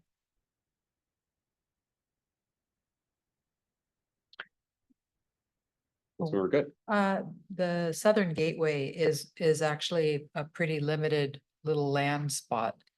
I'm not sure about Oh, it was supposed to be Town Center and Southern Gateway. It was the multi-unit. I think it just didn't come through. Right, there was a multi-unit provision in the previous draft and I wanted to just add Southern Gateway to the multi-unit because it only said Town Center. But if the Southern Gateway, I mean, I don't know if this is a technicality or not, but the Southern Gateway, if it's to be looked at as an opportunity to build multi-unit housing, I don't know where you're gonna. Oh, be it able to is, do it is zoned already. All the way to Yeah. 53rd. It's Well, zoned right, already. I know Yeah. it's already Yeah. zoned there, but you have to look at the physical land ability to be able to do it. Yes, but anyway, Anyway, the policy supports that. okay. Vice Chair Bertani. I just had one comment. Tree canopy is used twice in here. The first time it makes sense because it is about right there in the third bullet point, expansion of tree canopy coverage. In the fifth bullet point, I think, on the next page. Oh, my bad. It's the second to last bullet point. Sorry, you're fine. Go back. Oh. The second to last bullet point, climate policies, etc. The last two words there are tree canopy, and that should be urban forest, the green infrastructure and urban forest. Does that reflect what you're looking for, Councilmember? Yes. Okay, thank you. So Christina, going back to the previous page, to fix what Councilmember Good was talking about. See where you have town center? This plan calls for mixed-use urban development focused in the town center. That's where I wasn't clear. That's where I wanted to add and Southern Gateway. So it's kind of a bit of a hanging chad up above. And I kind of caught that thought as well, because we do have the corridor that does allow some mixed use as well, so. Appreciate it. Additional comments on this section?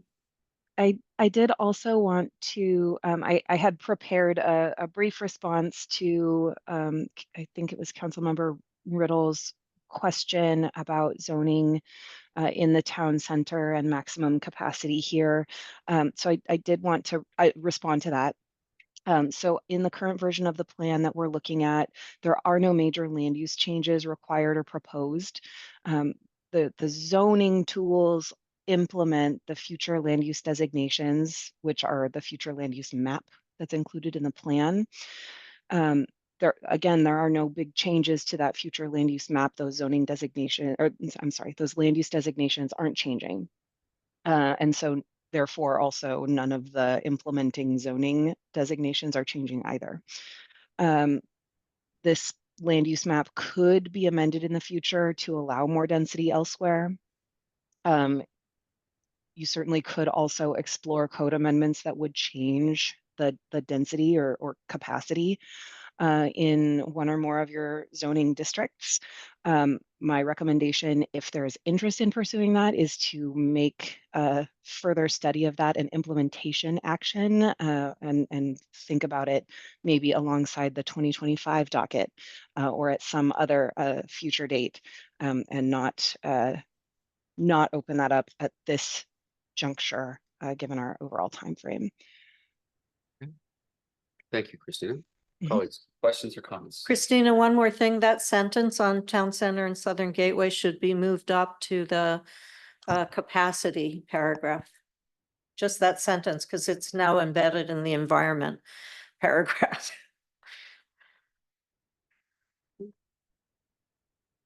That's where it started. Yeah. Okay. Thank you. Okay. Let's see, where are we We're here? almost done. Yeah, we're getting close to Being any done. other comments on what Christina has there? Paragraph beginning with transportation policies or environmental preservation, colleagues. Not at this time, but maybe after studying it. Okay. That's fine. Right. Okay. Take a moment to look at what's on the screen. There'll be an opportunity again to consider this.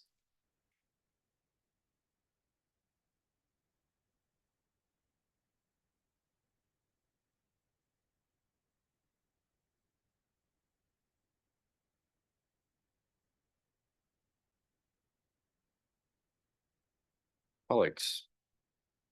Who wants to take the first thought at this or a comment? Or are you all happy with this? I'm hearing none there. Okay. I appreciate that. Deputy Mayor Bodie had reached out to me about the Vision 2050 and the language in there about equity, and I thought it was very appropriate. And I thank her for bringing that to our attention. Makes a lot of sense. Okay. Move on. So the next comment that I received was about the vision statement, and that was a suggestion to revisit the vision statement, perhaps to revise it for a bit more inspirational, aspirational, personal touch approach. We validated this vision statement through the public survey. And we also were working under the assumption that the prior visioning process had been quite extensive. So we didn't open up the vision statement because again, that the survey supported the statement more or less as written. So just to add a little bit of context for why this looks pretty much identical to the prior vision statement. And I brought this up, I didn't know if this council had an interest in, you know, putting our stamp on this. When I read this, it just didn't have that vision part of it. It's a statement to me. I mean, it describes what is happening, but it's not a vision in my mind, in the sense that it's not inspiring, and why we want to get there, and why this whole document is put together is to get us to this point in time in 2044. I might just be more interested in more inspirational language, and no one else is, but that's why I brought it up. And I thought at least to give the council a chance to consider, do you want to look at this? I hear the concern about this has been vetted with the community, so there may be something that we can't do. Vice Chair Furchon. I mean, I agree with Councilmember Riddle. It does not really make your breast swell with pride, right? Okay, so my point is that corporations spend literally tens of thousands of dollars coming up with their vision statement, and so I think I would like to reflect on this a little bit more. Okay. Yeah. Deputy Mayor Bodie. I support moving it to present tense. I actually like it, and I know it's been vetted with the community and the planning commission. But saying we, allows, preserves and enhances. In other words, moving it to active tense, present tense, I think makes a lot of sense. It makes it a little more inspirational that way too. So. Okay. Colleagues. Comments on the vision statement? Wait, I thought we were done. Okay. And let's see, Christina, I'm assuming that there aren't any comments on the amending and guiding. I'll come back to the vision statement here with everyone. My recommendation is you all consider, if you have recommendations for the vision statement, maybe come up with your draft or your suggestions. And the opportunity at the committee of the whole is a great one. Thoughts about that? I'd love to see what other people come up with, and I'd like us to look at it. Yeah, how it works. Okay. So we're through with the comments then for that section. Is that correct, Christina? Yes, that is everything related to the introduction. All right, a couple of things. I know that the hour is late, and I hear the concerns of all of you about this process. And what I would just say, I'm personally very rusty on this. It's been almost a decade since I was participating in the last comprehensive plan. I know it probably feels like you're jumping on a moving train. I would say a couple of comments. One, as was indicated before by Deputy Mayor Bodie, The planning commission has done outstanding work, so there is not a big lift here. I would say the big lift is to understand the process and where we need to be. And then I also would suggest too, that this kind of setting from the dais is very difficult to do this kind of collaborative work. So the committee of the whole is very conducive to that, as well as additional meetings. So we can circle the wagons and make sure several things happen. One, the environment is conducive for you to be collaborative and have all the information well in advance that you need from the comments that you will submit tomorrow. I mean, for the next section, I'm joking, but the point is taken from our staff and Christina that some of the comments were received today, so it is challenging to get things out there. We'll have them available also in paper form to track, as well as online as we go through the process. Councilmember Goldman. So question for staff. Committee of the whole is Monday, the 21st.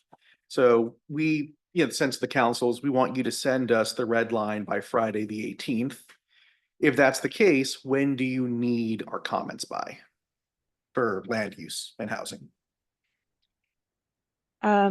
So I did receive comments for housing, although I didn't hear from everybody. So I imagine there may be some folks who would want to take advantage of some additional time to provide those comments.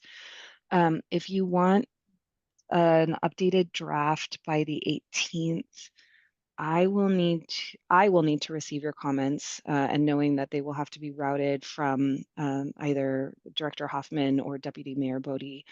I would need to receive your comments by end of day Wednesday to have something turned around for staff review on Thursday and be able to get that into your packets on Friday.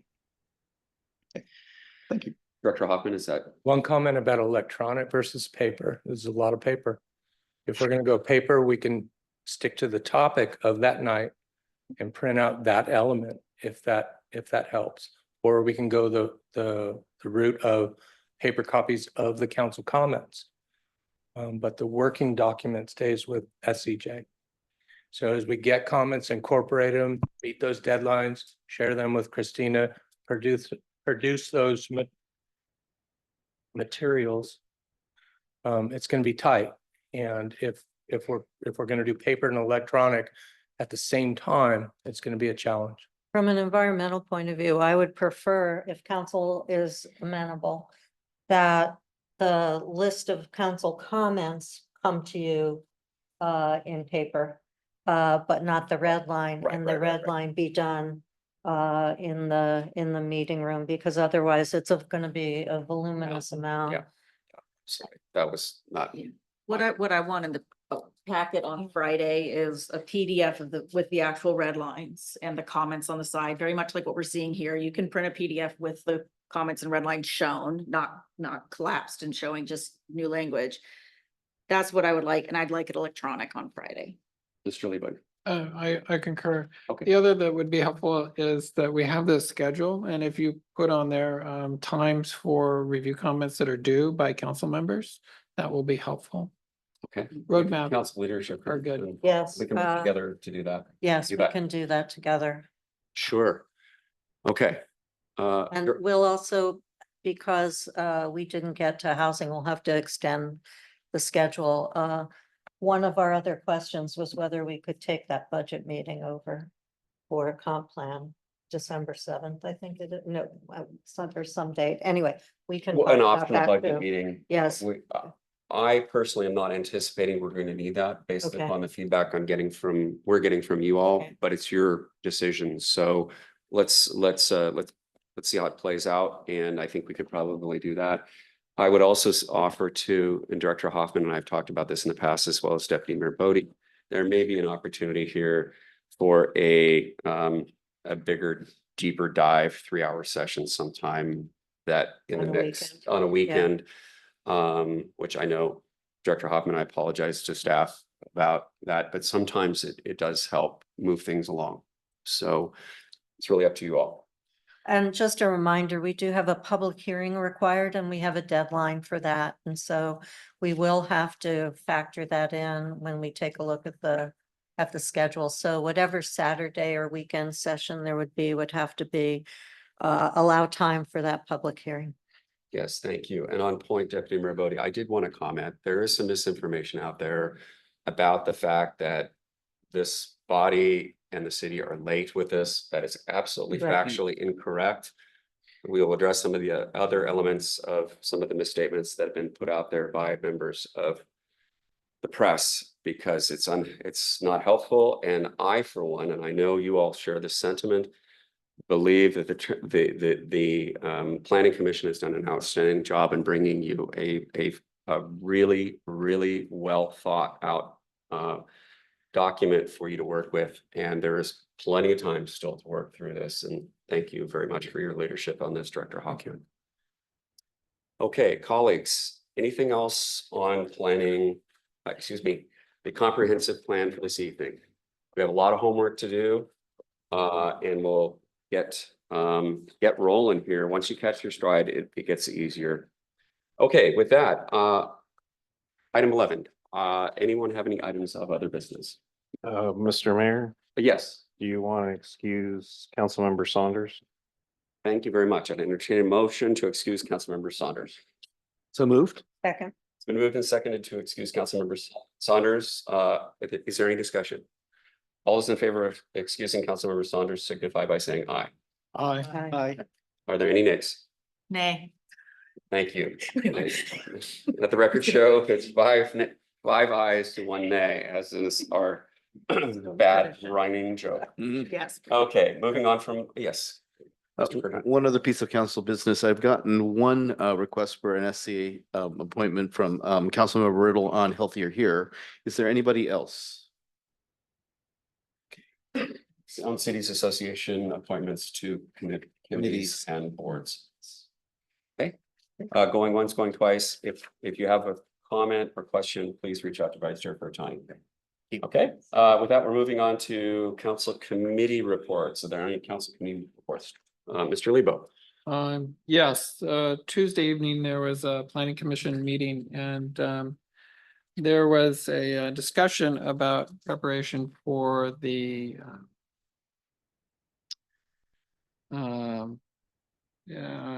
middle housing development regulations. And so SCJ Alliance presented discussion for the planning commission about middle housing in preparation for completing their review and recommendations to the city council so that we may take action by June of next year. Thank you very much, Mr. Lebo. There was also a discussion about the work plan for the planning commission for next year. And in addition to talking about middle housing, there were other suggestions, and maybe Director Hoffman can share that with the other council members. There's an interest in understanding if the council has particular desires for the work product of the planning commission in the coming year. They listed a number of items, and I'll just briefly mention them. Climate element with climate policy advisory team, economic development, business assistance for small businesses and mixed use, expanded commercial base, reasonable use exception. There's a desire to revisit the reasonable use exceptions. Discussion of housing at Southern Gateway, tree canopy report update, parks and recreation, open space and trails, Perkins Way, 40th Place impacts, and there's what they thought about as safe streets as a component of that. Is that something that the council desires them to work on? As well as discussions of how to incorporate ADUs in the middle housing, as well as any consideration for design standards, including climate element. And so one of their asks was, does the council have desires of the planning commission for work product in the coming year? Thank you. And by way of characterizing it, they understand middle housing is the priority. And then the climate element and the climate policy advisory team interacting with them for the comp plan amendment, which takes them through June. And so all of these can be placed in buckets, and November and December at their regular meetings will do so. And we'll bring that work plan back. Some are easy. Bringing Drew to talk about what the tree board is doing with the tree list, the diameters, and what else can be done. And so that work can overlap in 3 or 4 buckets. Some buckets we're probably not going to get to, but we can begin the conversation because they're not deliverables. So economic development, for instance, can be a guest that comes in having a discussion at some point in the year. But we'll develop that list. And then the unknown category, are there items the council would like us to focus on? Ultimately, the work plan will be that directive. But I don't anticipate that till January, given everything on the council's. So the ask is if there are things that the council wants to think about asking the planning commission to work on, and I would offer to send it to Director Hoffman and myself. That way we don't focus on the side issues, but we at least get the priority and focus on that and then fill in from there. Now, there's other categories like code amendments for wireless, subdivision ordinance, finish the sign ordinance. So this is a very optimistic list. It's like tennis court lighting. I know. It's the planning Or commission. material bin covers. Everything we're Go voting. ahead. Oh, I'm sorry. Councilor Just Riddle. as I would be asking, and kind of presenting to you guys to bring to planning commission, I also want to let you guys know on council is I have an interest in kind of taking another like stronger look next year at the comprehensive plan and our zoning and doing 2 things. One, really looking at what we've heard our community ask for, more vibrant neighborhood businesses, and also to try to streamline, because we have so many annexations, try to streamline our code so that it's just a lot more easy to manage, especially as we move into middle housing. So instead of having like 5 different codes to manage in middle housing, we just have 3, the high, medium, and low density kind of. So those are things that I'm thinking about. Obviously, the council as a whole would have to decide to take those up. Okay, thank you. Any other council committee reports, Councilmember? I have a question. Okay. For Director Hoffman. Hmm. So as I understand it, one of the things the state legislature kind of put into some of its legislation is if you have multiple units on one lot, you can sell them off separately. Yet in similar situations, we have detailed laws, for example, on condominiums or on subdivisions, which provide legal protections and definitions of what you own and how you go about owning it. So is that a gap we need to fill? Because we may have people over time looking to sell off the other half of their duplex or something. And yet all the kind of current laws that protect buyers and sellers in those situations, none of them kind of strictly speaking apply here right now.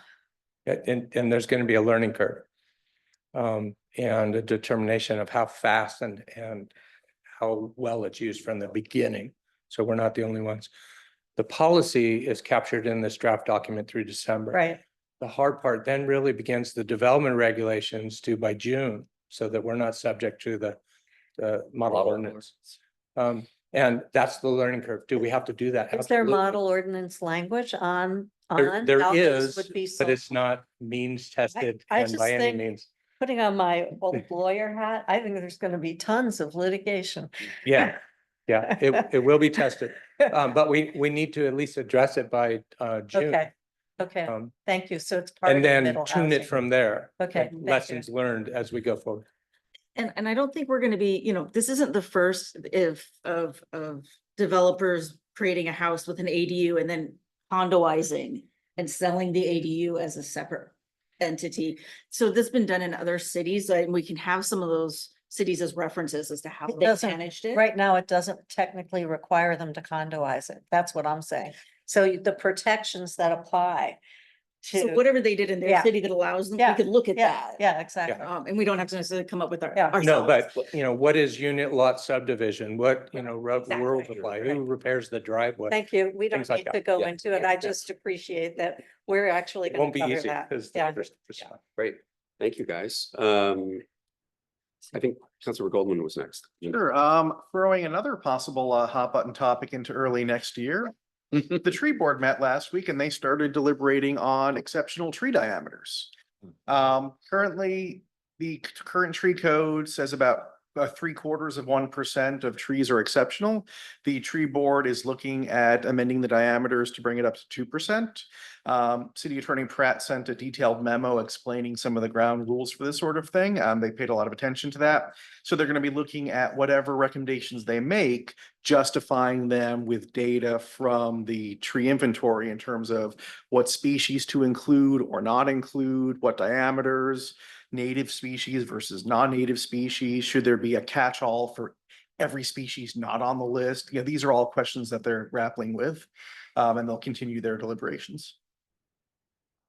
Thank you, Councilmember. And on point, I was going to have this in my report, but we have 2 candidates for the tree board. I interviewed one today. Another one I will be bringing directly to you, who is somebody you know well, for recommended confirmation. So we'll get that fully staffed or filled, if you will, Larry, as soon as possible. Councilmember Furton. Yes, and briefly, the Climate Action Committee met and have a something to smile moment here. On Saturday, October 26th, from 10 to noon, they're holding a community climate action fair. And it's in addition to city utilities and city nonprofit groups. They're also reaching out to the People for Environmentally Responsible Kenmore, PERC, as well as the Shoreline Group. So this will be a real regional kind of climate fair. It's also going to push the idea of the climate hub at the at Third Place Commons. So please come. Okay. Thank you, Councilmember. Colleagues, any other council member? Before we leave CAC, can I give an update as we're going into the holidays? Absolutely. As it stands right now, we want them to continue their work. We're looking at canceling the November meeting, holding the December meeting to close the year, but doing a joint meeting with the Kenmore CAC. Talk collaboratively, hybrid, in person and on screen, close the year, and then hopefully the senior planner position comes on board, and their primary focus will be the CAC administration into 2025. Okay, thank you very much, Director Hoffman. Colleagues, any other council committee reports or council member reports? Okay. I guess I'll just do couple quick things. Start with a one that is really important. That is, I've had 2 interactions with folks both in person and via email about needs for people who have special mobility needs and the question of being able to get around our community. One is from a student that from a local high school who has mobility needs that need to be addressed, and he's requesting that we make sure that we're very cognizant of that when we do our active transportation plans and multimodal kinds of considerations. Another was a member of the community who has Parkinson's disease and has been very concerned about being able to access suitable walking areas for him to stay healthy and fit with his condition, and that is including challenges due to sloped, not constructed edges of roads, looking for more structured kinds of situations there. Let's see, I've covered tree board candidates.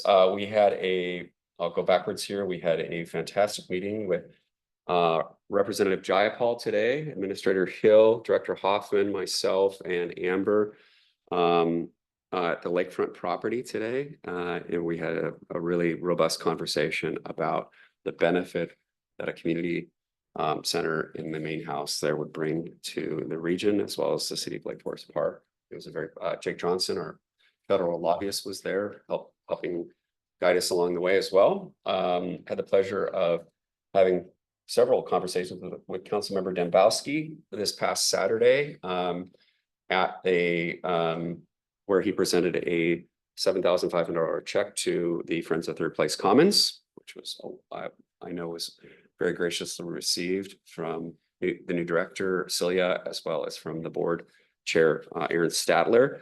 And we had a wonderful time enjoying some, shall we say, considerably older folks dancing to some really great music.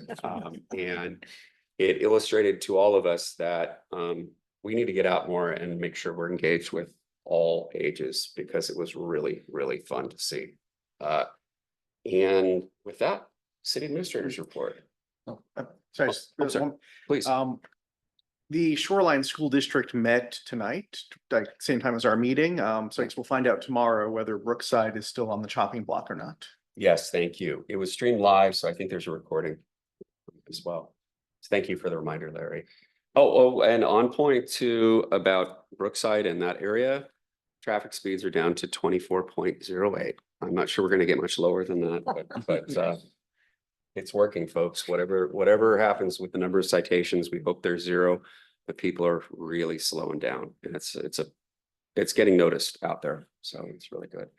The last thing I will say, we will be responding to the misinformation that was out there about the comprehensive plan, because it does a disservice to the people that have been working for a number of years on that, as well as to this body. So I want to assure you that we will make sure that the facts are presented accurately, and the record is corrected. Mr. Hill. Just a couple quick staffing updates. Today was our accounting supervisor's last day, so we did a little potluck and sent her on her way to go be a finance director for another city. So our finance director, you will see her pull her hair out now until she gets staffed again. It's not a good time. Director Hoffman alluded to senior planner coming on somewhere around December. And we have a public works superintendent start date of November 4th. So we will be staffed there as well. It's really all I've got to add tonight. Thanks. Okay. All right, colleagues, anything else? If nothing else, you will be receiving a phone call from me if you have not already on a different topic, and I won't share that with you right now. And we're adjourned.